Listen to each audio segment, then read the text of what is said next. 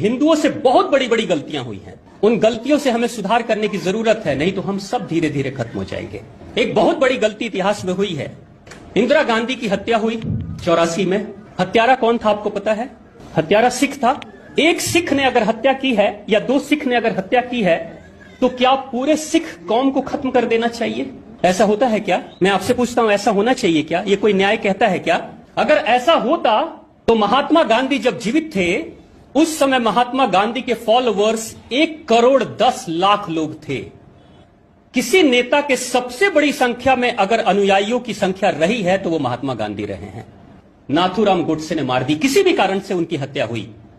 लेकिन नाथूराम गोडसे किस जाति का था? ब्राह्मण। तो क्या उस समय सारे ब्राह्मणों को खत्म कर देना चाहिए था? नहीं किया ना भारत के लोगों ने।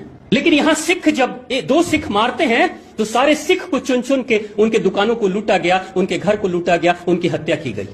मैं उस समय छोटा बच्चा था, मैंने भी देखा कि हिंदू लूट रहे थे दुकानों को। और ये सिख कौन है? ये सिख वही कौम है जब हिंदू धर्म के ऊपर खतरा मंडरा रहा था, हमारे पूर्वजों की रक्षा के लिए अपना बलिदान दे रहे थे। वैसे गुरु ने सिखों को इतना शक्तिशाली बनाया, 1970, 75, 80 तक हर परिवार से, हिंदू परिवार से एक नौजवान लड़का सिख बनता था।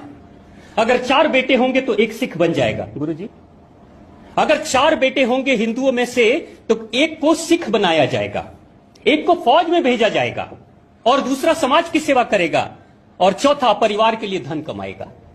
कैसी सोच थी भारत की। लेकिन ये 70-80 तक सिख बनाया जाता था।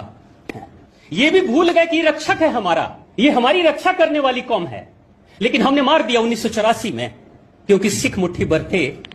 लेकिन हिंदुओं ने किया 84 में, और ठीक 6 साल के बाद पंजाब से कश्मीर की दूरी सिर्फ 300-350 किलोमीटर है।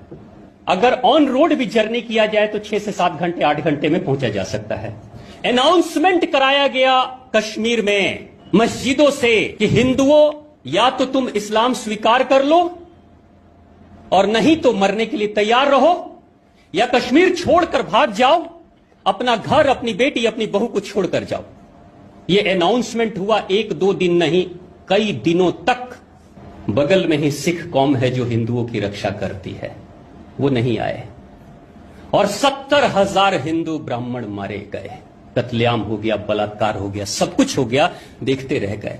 जब तुमने अपने ही रक्षकों का भक्षण कर लिया तो क्या उम्मीद करते हो कि जिस समय तुम खतरे में आओगे उस समय तुम्हारी रक्षा करने को आ जाएगा? वफादार जो कोई प्रहरी था आपके धर्म का, उसी को मार डाला आपने।